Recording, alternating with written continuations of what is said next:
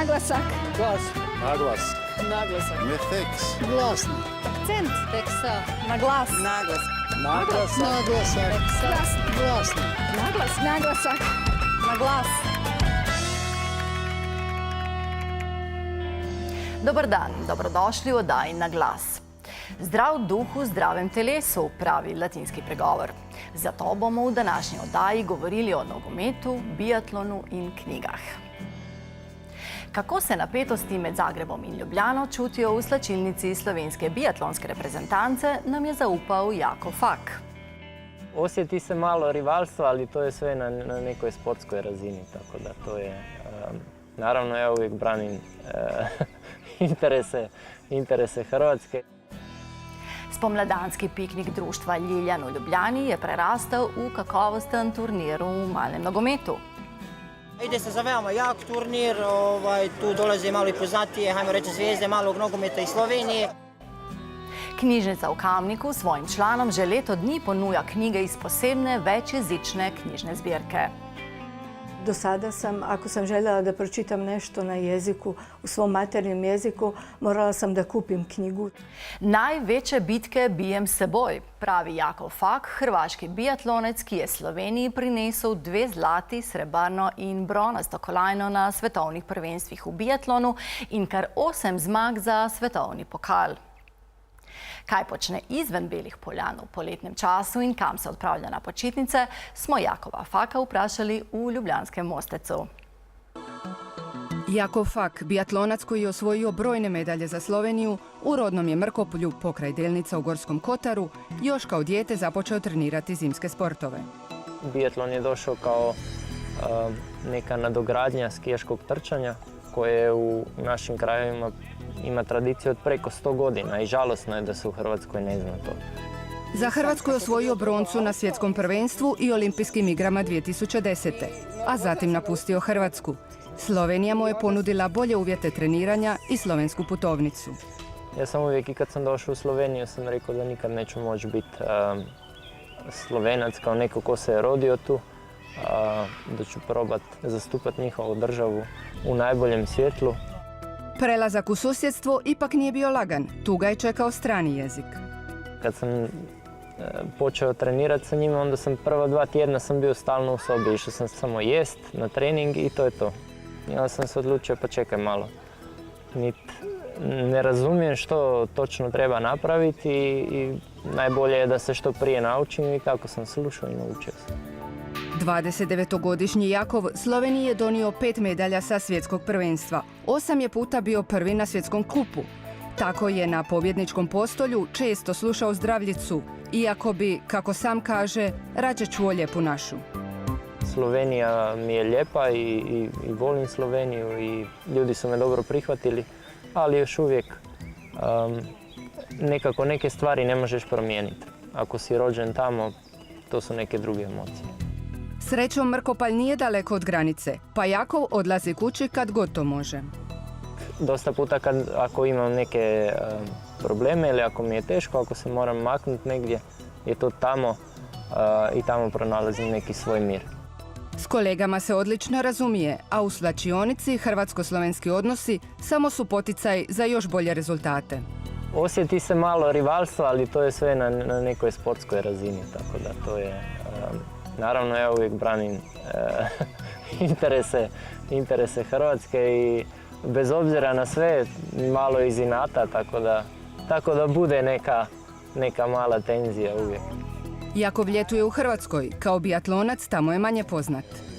Niti se baš s tim sekiram, zato što nikad mi nije bilo u interesu da budem...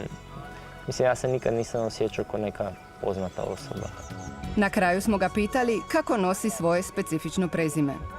Ima možda neku lošu stranu, ali ima i puno dobrih, zato što te svi odmah zapamte, svi znaju ko si, tako da marketinški je odlično. Se še spomnite knjige Zvonimira Majdaka Kužiš, stari moj? To in druge knjige hrvaških, srpskih, makedonskih, bosanskih in albanskih avtorjev za otroke in odrasle najdemo na policah knjižnice Franceta Balantiča v Kamniku. Ko so v knjižnici Franceta Balantiča v Kamniku premišljevali o tem, katerim knjigam dati prednost v prihodnje, so se hkrati vprašali, kdo vse v njihovem mestu živi. Prišli so do pomembne ugotovitve. Je zelo veliko priseljencev, ne Slovencev, ki jim pa nimamo pravzaprav ničesar za ponuditi v maternem jeziku. Bralcem jezikov nekdanje Jugoslavije so ponudili medkulturno zbirko, s katero se ne more pohvaliti veliko slovenskih knjižnic. Z zbiranjem prvih knjig ni bilo težav. Veliko gradiva smo dobili zastonj kot donacijo z veleposlaništev, tako srbskega kot bosanskega, kosovskega, tudi črnogorskega. Veliko so nam darovali posamezniki, med njimi tudi pesnik Josip Osti.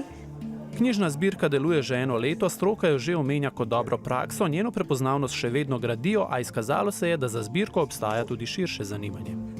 Je pa zanimivo, da si izposojajo tudi Slovenci, odrasli, ki se želijo majčkeno obuditi znanje srbščine ali hrvaščine. Mi bi si pa želeli, da bi malo več sodelovali z družinami in pa majhnimi otroki.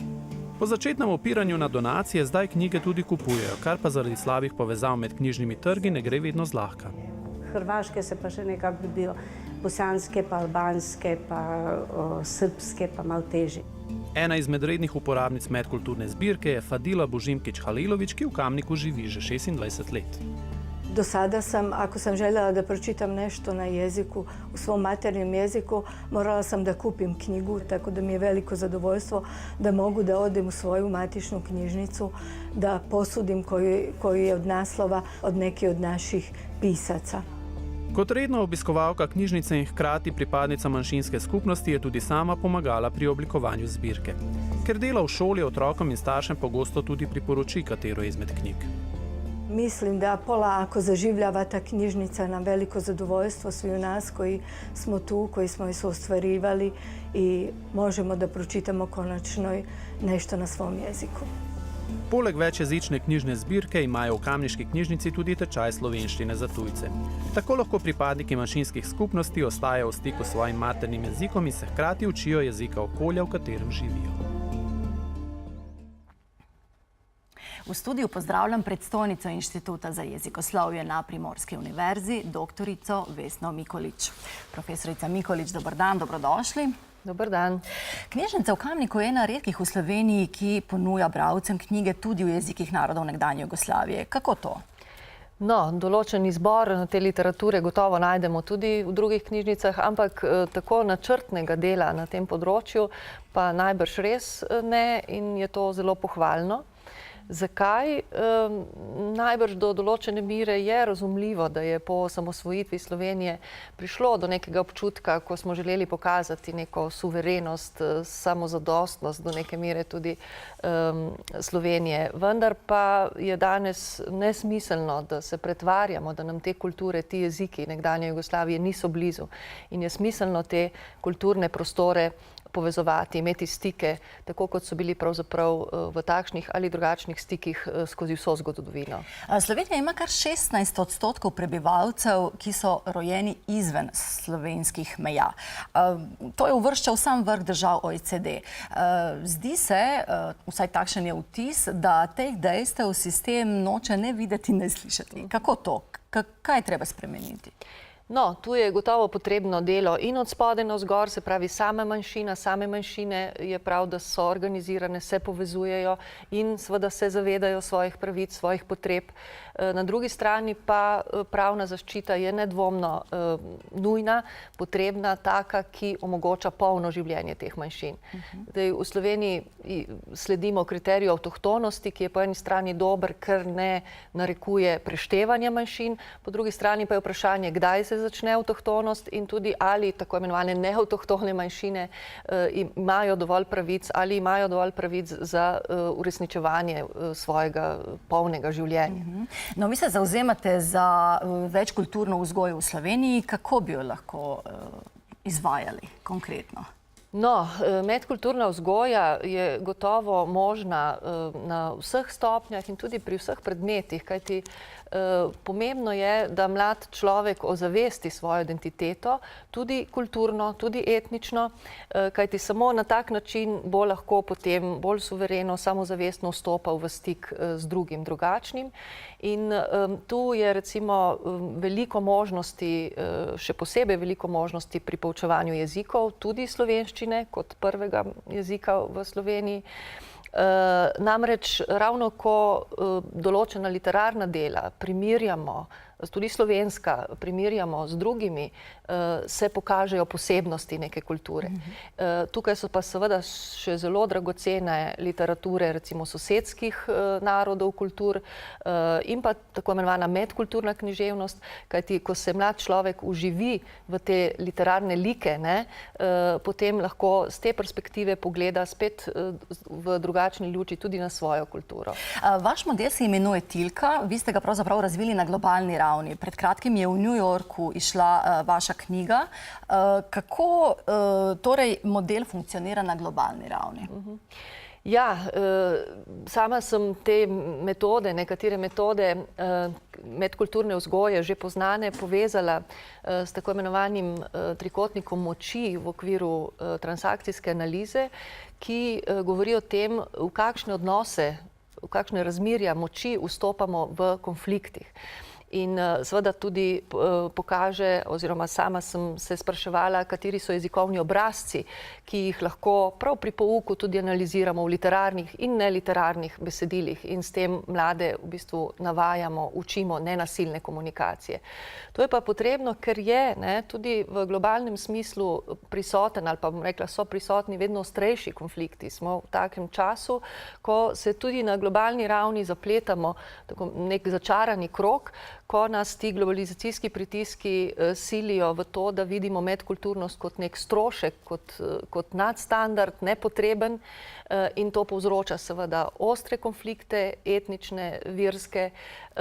Reakcija pa je taka, da se bodisi ljudje umaknejo, še bolj distancirajo, ne želijo o tem govoriti ali pa še bolj ostro reagirajo. In potem seveda so konflikti še hujši, medkulturnost je še bolj umaknjena na stran in globalizacijski pritiski še naprej delujejo. Skratka, naložba v večkulturnost je pravzaprav naložba, to ste pravzaprav hoteli na kratko. Tako, to je v bistvu edini izhod, se kaže, da ozavestimo svojo kulturo in sprejmemo, razumemo druge. No, samo prosim na kratko, knjige so zagotovo dober način za spoznavanje drugega, mogoče samo eno kratko priporočilo pred poletnimi počitnicami. Morda pa lahko priporočim knjigo iz naše nove medkulturne zbirke Ponta Nales, to je Sarajevo med Ljubljano in Beogradom, zbirka pisem Josipa Ostja in Vere Zogovič, ki je pomemben dokument, ker je nastajala med obleganjem Sarajeva. Najlepša hvala za pogovor in obisk v našem studiu. Hvala vam. Zdaj pa poglejmo, kako je bilo na spomladanskem pikniku društva Liljan. Prerastel je v kakovosten turnir v malem nogometu, ki si ga ogleda več kot 1000 obiskovalcev. Društvo bosansko-hercegovačkog i slovenskog prijateljstva Liljan postoji već 24 godine. Svakog proljeća za svoje članove, simpatizere i prijatelja organizira piknik, odnosno teferić sportsko-zabavnog karaktera. Pokraj članova dođe, znači neko iz familije, neko od igrača da ih posjeti, ali brojka zna biti tude od 100, 200, pa sve do 500, možda i 1000 i čak 2000 ljudi za nekako. Evo, ove godine, hvala Bog, sunce, fino vrijeme, narod se fino okupio i jedna lijepa atmosfera je. Zadnjih 10 godina ovaj je događaj najviše poznat po malom nogometu. Ide se za veoma jak turnir, tu dolaze malo i poznatije, hajmo reći zvijezde malog nogometa iz Slovenije. Nekad se desi da dođe možda kakva ekipa ili barem jedan dio igrača iz Bosne i Hercegovine. Na igralištu u Bizoviku zatekli smo i legendu slovenskog malog nogometa, bivšeg reprezentativca, višestrukog državnog prvaka, internacionalca i uspješnog trenera Mileta Simeunovića. Ovo je već njegovo 3. učešće na Liljanovom turniru. Vsak let je najmanj ista kvaliteta, če ne celo boljše. Najbolji igralci igrajo, kar je iz Ljubljane in okolice igra. Da je težko ta turnir zmagati in tisti, ki zmaga, je lahko res srečen. No unatoč napetim sportskim okršajima na terenu, publika ipak ne zaboravlja da je ovaj susret prevashodno teferić. A dječaci koji u vremenu između utakmica zauzimaju teren, Liljanovom turniru najavljuju svijetlu budućnost. Društvo za razvijanje prostovoljnega dela v Novem mestu ta teden organizira Teden kultur. Jutri, v sredo 15. junija ob 20. bo v Kulturnem centru Janeza Trdine plesno-glasbena predstava Momentum. Mi pa bomo spet tukaj čez 14 dni. Do takrat se beremo prek rtvslo.si, Facebooka, Twitterja in YouTubea. Nasvidenje!